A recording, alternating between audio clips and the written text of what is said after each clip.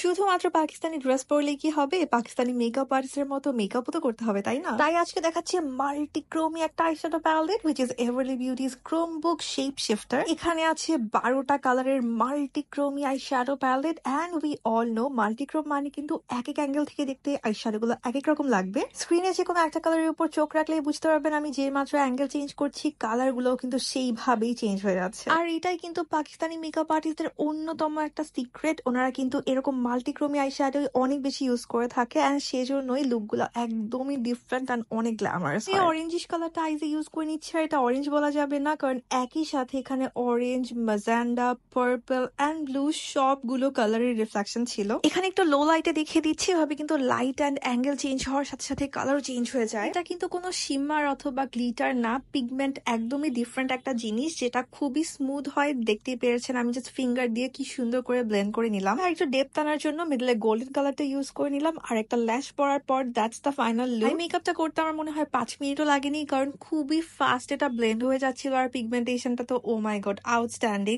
মাল্টিক্রোমি eye shadow palette কিন্তু তেমন একটা পাওয়া যায় না সচরাচর। এভারলি বিউটিজেই আমি দেখেছি এরকম মাল্টিক্রোমি প্রেস পিগমেন্ট প্যালেট গুলো নিয়ে আসতে। প্রফেশনাল মেকআপ আর্টিস্টদের জন্য প্যালেটটা হাইলি রেকমেন্ডেড থাকবে। এত গর্জিয়াস এই মাল্টিক্রোমি আই শ্যাডো প্যালেটটা কিন্তু না নিলেই একটা বিশাল বড় মিস। সো পেয়ে যাবেন সালাকজিয়া বিডি পেজে।